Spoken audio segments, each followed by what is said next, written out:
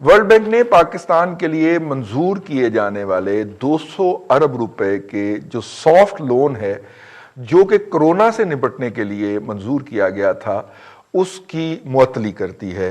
उन्होंने कहा भाईजान जो 4 पैसे आपको जारी हो गए हैं वो तो हो गए हैं, अब मजीद जारी नहीं होंगे, हम इसको कर रहे हैं मुंजमद। ये 200 मिलियन डॉलर या तकरीबन कोई आप समझ लें 32 अरब रुपए ये एक्सप्रेस या अर्जेंट मंजूरी के तहत तमाम टर्म्स एंड कंडीशन जो थी वो नज़रअंदाज करके वर्ल्ड बैंक ने ये अप्रूवल दी थी। 100 मिलियन डॉलर जो था यानी कि तकरीबन 16 अरब रुपए वो उन्होंने कहा था कि पाकिस्तान इंफ्रास्ट्रक्चर के ऊपर लगाएगा और 100 मिलियन डॉलर से वो कोरोना की यानी कि इतने ही पैसों से 16 अरब रुपए से वो कोरोना की अद्वियात और दूसरी चीजें खरीदेगा। अब वर्ल्ड बैंक ने जो रिपोर्ट दी है, जो उसकी रिपोर्ट है वो जो थी वो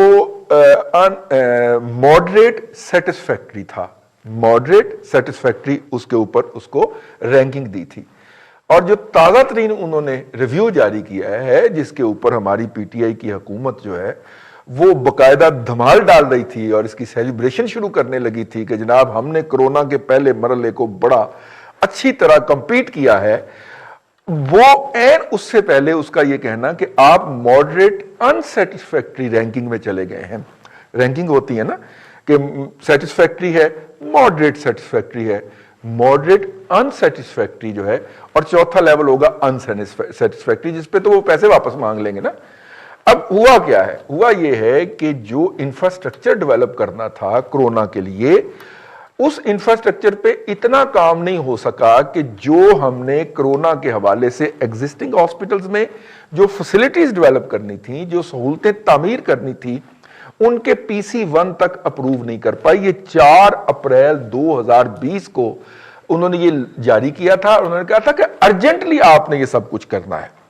और पंजाब की सूबाई हुकूमत खास तौर पे बुज़दार साहब की सरबराही में, वसीम अकरम की प्लस की सरबराही में कागजी कार्रवाई नहीं मुकम्मल कर सकी, PC1 उसका मुकम्मल नहीं हो सका। ये वर्ल्ड बैंक ने जो हालिया रिपोर्ट जारी की है गुज़िश्ता वीकेंड के ऊपर, और जिसको हमारे दोस्त अजीज भाई ने खबर की शक्ल दी है, उन्होंने कहा जी मॉडरेट अनसेटिस्फैक्ट्री लेवल तक आप चले गए हैं।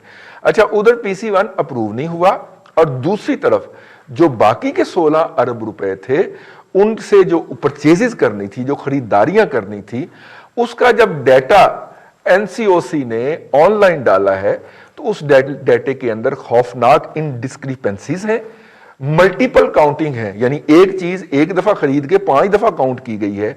और उसके ऊपर भी उन्होंने अनसेटिस्फैक्शन का इजहार किया है। जो NCOC का, वो भट्टी साहब बताएंगे MCOC है या NCOC?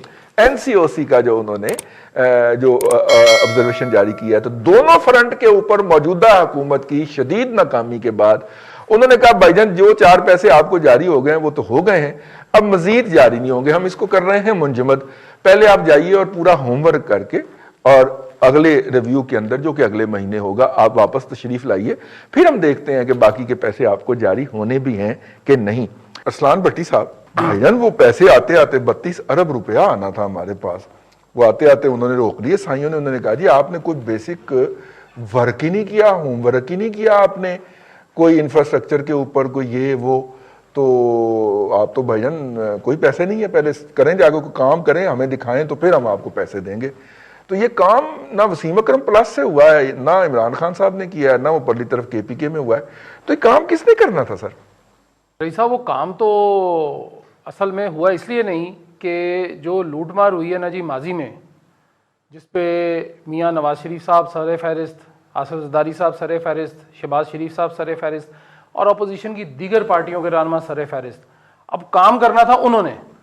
अच्छा, वो तो चले गए बाहर, तो फिर वो कागज भी साथ ले गए, पेंसिलें भी वो साथ ले गए जिससे आपने लाइंस ड्रॉ करनी थी, और अफसर भी साथ ले गए जी, अफसर भी साथ ले गए। अफसर भी जो है ना वो कुछ था, एक अफसर तो आज बेचारे को जमानत मिली है बड़ी मुश्किल से, आपके दोस्त चीमा साहब को आज जमानत उनको मिली है। अब वो कल परसों रिहा होंगे तो वो फिर अब अंदर रह के तो काम नहीं हुआ करते। और दूसरी बात यह है रईस साहब कि हमने कितना शोर मचाया, इतना शोर हमने मचा दिया कोविड के ऊपर कि जनाब आप शुरू में बात कर रहे थे कि जी حکومت جو ہے وہ عوام اعتبار کیوں نہیں کرتی حکومت پر. میں آپ کو ایک بات بتاؤں رئیس صاحب, جب آپ اتنا سارا جھوٹ بولیں گے, اتنے سارے یو ٹرنس لیں گے, تو لوگ بڑے سیانے ہو گئے ہیں. اب عوام جو ہے ان کو نظر آ جاتی ہیں چیزیں. اب مجھے یہ بتائیے کہ ورلڈ بینک والے جو انگریز ہے نا جی, وہ بڑا سیانہ ہے ہمارے سے. اس نے $100 ملین آپ کو دیا, اور انہوں نے 200 کا وعدہ کیا. وعدہ 200 کا تھا جو اپریل میں آپ نے کہا, وہ میں نے بھی پڑھی ساری اس کی رپورٹ بھی. انہوں نے کہا جی کہ آپ نے اس کو بالکل ہر طریقے سے سیکنڈ ویو کے لیے استعمال کرنا ہے. اس کے لیے انفراسٹرکچر, یہ نہیں کہ سڑک اور پل بنانے ہیں, اس کا مطلب یہ تھا انفراسٹرکچر کا. وہ آپ نے وسیم اکرم پلس کی بات کی, وہ سمجھے شاید انفراسٹرکچر کی مراد ہے انڈر پاسز اور اوور ہیڈ بریجز بنانے. وہ اس پہ تو نہیں بن سکے ان سے. انہوں نے انفراسٹرکچر سے مراد بولی, انفراسٹرکچر تھا کہ آپ نے ہیلتھ کے اندر انفراسٹرکچر بنانا ہے تاکہ اس کو کنٹرول کیا جا سکے دوسری ویو کو. وہ تو ہوئی نہیں, وہ تو بے قابو ہوتی جا رہی ہے ہمارے سے.